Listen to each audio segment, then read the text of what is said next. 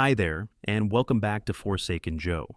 Tonight's story is one of those situations where a man's life flips upside down in a single night. Let me take you straight into it. No sugarcoating. The moment his hand tightened around my shoulder, I knew something was off.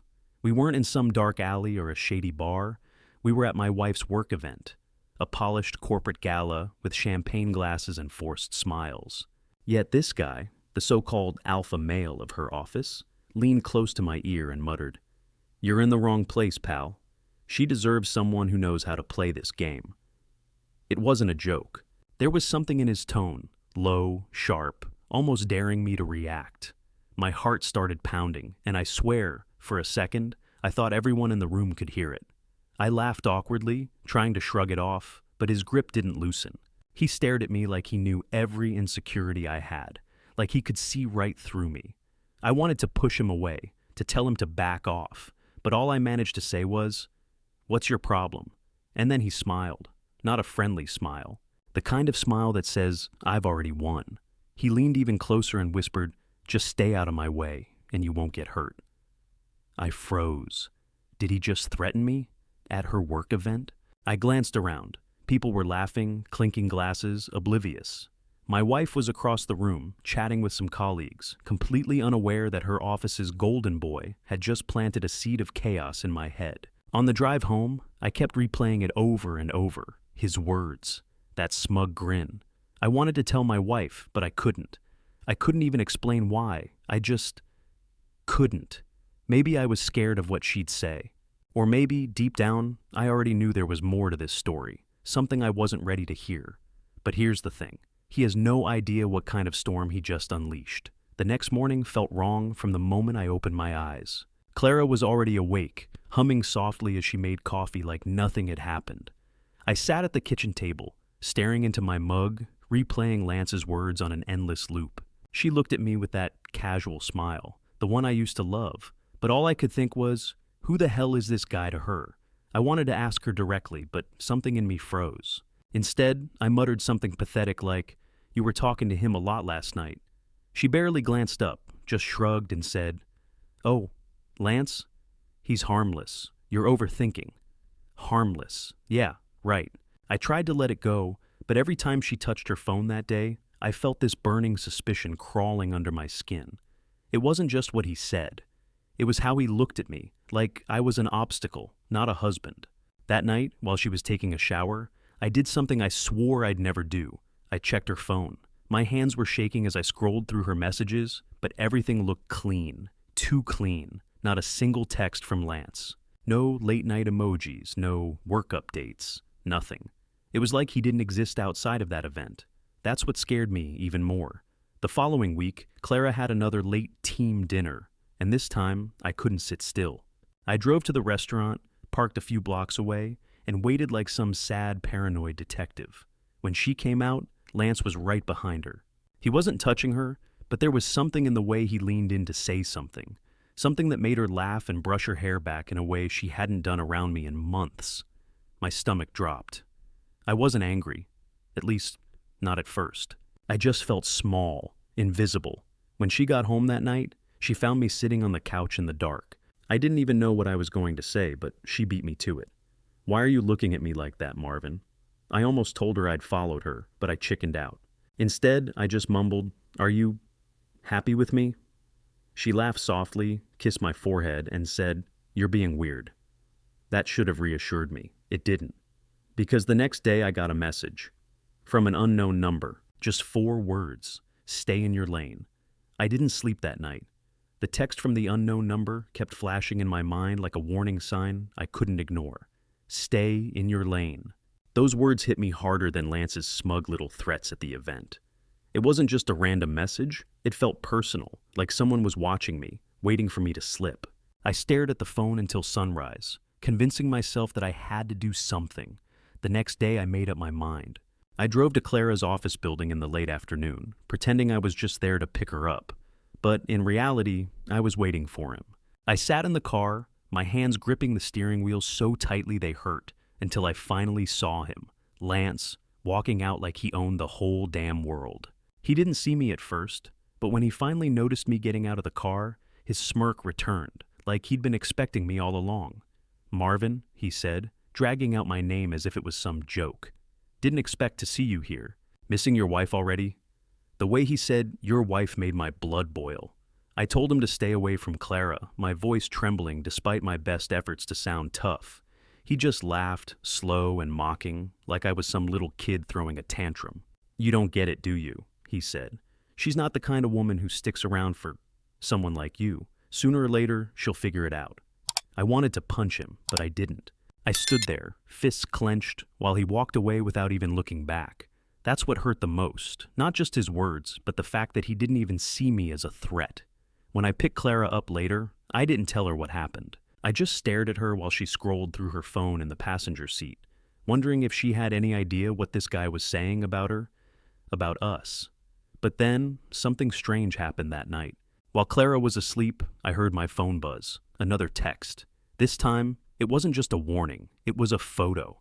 A blurry shot of me standing outside Clara's office earlier, looking like some lost idiot. No words this time, just the photo. I didn't show Clara. I didn't even know how to bring it up. But that's when I knew this wasn't just some rivalry. Someone was watching me. Someone wanted me to crack. And for the first time in years, I felt like maybe I was about to. I kept staring at that photo on my phone, my pulse pounding like I'd just run a marathon. Someone was watching me, following me, documenting my every move. And the worst part? I had no idea who it was. Was it Lance trying to intimidate me further? Or was it someone else entirely, someone who had a reason to keep me in the dark? That night, I barely slept, every creak in the house sounding like footsteps, every shadow in the corner making me question if I was losing my mind. Clara slept peacefully next to me, and I hated her for it. How could she be so calm when my world was crumbling? The next few days were hell. Clara's late nights at work became more frequent, and every time she told me, "Don't wait up," my chest tightened like I couldn't breathe. I started noticing little things I'd ignored before, the way she always put her phone face down on the table, how she suddenly started wearing perfume even on casual Fridays, or how she smiled at texts she never showed me. I tried to convince myself I was overthinking, but that picture burned in my brain. Someone out there wanted me to know something, or wanted me to break. Finally, I couldn't take it anymore. One Friday evening, when Clara left for another team meeting, I decided to follow her. My hands were sweating on the steering wheel as I trailed her car through the city streets, careful to keep my distance. She wasn't going to the office. She wasn't even going anywhere near the business district. Instead, she drove out to the edge of town, to a sleek glass-walled bar I'd never seen before. I parked across the street, heart thudding, and watched her walk inside. 10 minutes later, Lance showed up. I don't even know how to describe what I felt in that moment. It wasn't just anger, it was humiliation, dread, and this cold, hollow emptiness all rolled into one. I got out of my car, ready to storm in, but something stopped me. Through the window I saw them talking, not flirting, not laughing, but talking in a way that looked almost tense. Lance handed her something, a small black envelope, and she slipped it into her purse like it was nothing. What the hell was going on? Was this even about me anymore? I stayed outside, watching them, until Clara finally walked out. I ducked down in my seat as she drove past, clutching her purse like it held something precious. I didn't follow her home. I needed answers, and I wasn't going to get them by sitting in the dark anymore. That night, while Clara slept, I made my move. I went through her purse, my heart hammering against my ribs as I searched for that envelope. And when I found it, I swear my blood turned to ice. Inside was a single Polaroid picture of me. Not from that night, but from weeks ago. I was walking our dog completely unaware. On the back, written in jagged letters, were the words, "Does he know?" I almost woke her up right then and there, demanding to know what this meant, but something in me whispered to wait. This wasn't just about a guy trying to steal my wife anymore. This was something darker, something bigger. I barely slept that night. I just sat in the kitchen with that Polaroid picture lying on the table in front of me. The words, "Does he know?" staring back like some kind of sick joke. Every time I close my eyes, I imagine someone out there with a camera, watching me, following me, laughing at how clueless I had been all this time. I thought I knew paranoia before, but this was different. This wasn't just about Clara and Lance anymore. This felt like a game, and I was the target. The next day, I couldn't even look at Clara without feeling like my stomach was twisting itself into knots. She was her usual self, cheerful, casual, acting like nothing was wrong. And maybe that was what scared me most. How could she not feel the weight of this? Did she know someone was taking pictures of me? Did she know what Lance was doing? Or was she part of it? I hated myself for even thinking that. But the more I tried to ignore it, the louder the doubt screamed in my head. I decided to find Lance myself. I couldn't keep sitting around waiting for answers that weren't coming. Using every bit of information I had, his company details, the car he drove, I tracked him down to a private gym on the other side of town. It was late evening when I saw him coming out, wiping sweat from his face like he had no care in the world. I didn't plan it, but something inside me snapped. I walked straight up to him, my hands trembling, and demanded to know what the hell was going on. At first he laughed, the same infuriating laugh that made my blood boil. But then his expression shifted. His smile disappeared, and he said something that sent a chill down my spine. "Marvin, you really don't know, do you? You think this is about your wife? It's not about Clara. It never was." I didn't understand. I told him to stop messing with me, but he leaned closer, his voice lower now, dead serious. "This isn't a game for me, Marvin. You've been watched for months. Clara doesn't even know the half of it. If you're smart, you'll stop digging before you get hurt." And then he just walked away like he'd said something as casual as "good evening," leaving me standing there with my heart pounding so hard I could barely breathe. When I got home, Clara was in bed, scrolling through her phone. I stood there for a moment, just watching her, wondering if she had any idea about the storm swirling around us. I wanted to shake her, to make her tell me what she knew, but instead, I just crawled into bed, pretending everything was fine. My mind, though, was spinning out of control. Lance's words haunted me. "It's not about Clara. It never was." What the hell did that mean? And then, around midnight, my phone buzzed again. This time, it wasn't a photo. It was a video. A grainy clip of me sitting in my car outside that bar, watching Clara and Lance. The caption under it read, "You're next." I stared at that video for what felt like hours, my pulse pounding like a drumbeat inside my head. "You're next." The words sent a chill down my spine that I couldn't shake. Who was sending me these things? How were they getting this footage? I hadn't told anyone about following Clara that night, not even hinted at it, which meant whoever this was, they were close. Too close. By morning, I knew I couldn't keep pretending everything was normal. Clara left for work like nothing had changed, kissing me on the cheek before grabbing her purse. I watched her walk out the door, wondering how much she actually knew. There was this gnawing suspicion in my gut that she wasn't just an innocent bystander. Maybe Lance was right. Maybe Clara was in over her head, and I was too blind to see it. I decided to take matters into my own hands. I called in sick to my job, something I never do, and drove straight to Clara's company building. It wasn't as simple as walking in and demanding answers, but I knew the security guard there from a charity event Clara dragged me to a while back. I struck up small talk, acted like I was just dropping off lunch for my wife, and while his back was turned, I slipped into the lobby. It was reckless, but I didn't care. Inside, everything looked normal, people laughing at the coffee machine, typing away on their laptops, but I knew something was off. I made my way to the marketing floor, pretending I was lost. That's when I saw Lance's office. It wasn't a typical open desk like everyone else's. It was this glass-walled corner room with the blinds half drawn. He wasn't there, but I noticed something odd. On his desk, there were photographs, lots of them, spread out like some twisted gallery. I couldn't see all the details from the hallway, but I recognized one of them instantly. It was me, in our driveway, carrying groceries. My stomach flipped. I waited until no one was around and slipped into his office. There were at least a dozen photos, all of me, taken at random times over the past month. At the grocery store, walking the dog, leaving my gym. Why would Lance have these? This wasn't about flirting with Clara anymore. This was something else. Something much bigger and far more dangerous. Suddenly I heard voices outside the door. Someone was coming. I grabbed one of the photos and shoved it into my jacket pocket, then bolted down the side hallway like a coward. My heart was pounding as I slipped out the back exit, my hands shaking so hard I could barely turn the key in my car's ignition. When I got home, I finally pulled out the photo I'd stolen. On the back, written in the same jagged handwriting as the Polaroid from Clara's purse, were 3 words: "You're not safe." That night, I couldn't look Clara in the eye. I sat there at the dinner table, nodding at her stories about her team project, all while my mind was racing. Lance wasn't just threatening me, he was tracking me, watching me, and maybe Clara too. But here's the part that really broke me. Around midnight, when Clara was fast asleep, I checked her purse again. The black envelope with the first Polaroid was gone. I barely remember sleeping that night. Every time I closed my eyes, I saw that message. You're not safe. The thought that someone was watching me, not just Lance, but maybe others too, gnawed at me until I couldn't take it anymore. Clara's missing envelope wasn't just a bad sign. It was a warning that I was already too far in. My instinct screamed at me to back off, but I couldn't. Something inside me, anger, fear, maybe pure desperation, kept pushing me forward.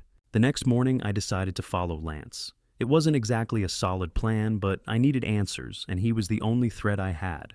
I waited near Clara's office, parked far enough away that I wouldn't be noticed, and sure enough, around lunchtime, Lance came out. He wasn't alone. He was with two men I'd never seen before, both dressed in dark suits that screamed, "We're important," but not in a corporate way. They got into a black SUV, and I tailed them, keeping my distance but close enough to track where they were going. What I didn't expect was that they weren't headed anywhere near downtown, or the trendy bars Lance liked to haunt. They drove out of the city, past the industrial district, and into this nearly abandoned area full of half-collapsed warehouses. My gut twisted with every turn they made. Finally, they stopped at this old brick building with boarded-up windows. From the outside, it looked like the kind of place where teenagers dare each other to sneak into. But the second they opened the heavy metal door, I saw lights flicker inside. This place was alive. I waited until they were gone before I even dared to step out of my car. Every instinct I had told me this was a bad idea, but I went anyway. The closer I got, the more I realized this wasn't just a random hideout. The door was fitted with a modern keypad lock, the kind you don't install on a forgotten warehouse unless you've got something to hide. I walked around the side of the building and found a cracked window big enough for me to look through. What I saw made my blood run cold. Inside was a room filled with computers, monitors, and what looked like hundreds of photos pinned on corkboards. It wasn't just me in those pictures, it was dozens of people, strangers. Some of them were taken from across the street, some through windows, some so close you could see the fear in their faces. I recognized Clara in two of them, one from our driveway, another from a coffee shop I know she goes to after work. I stumbled back from the window, my heart racing. This wasn't about an affair. This wasn't about jealousy. This was something darker, something I couldn't even fully process. Before I could take another look, the sound of tires crunching on gravel snapped me out of my shock. The black SUV was back. I bolted to my car, crouching behind it as the men got out.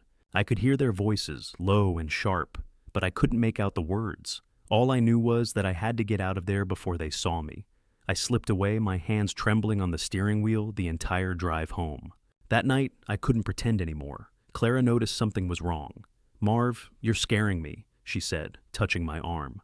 I wanted to tell her everything, the photos, the warehouse, Lance, but I couldn't find the words. Instead, I just asked her one question.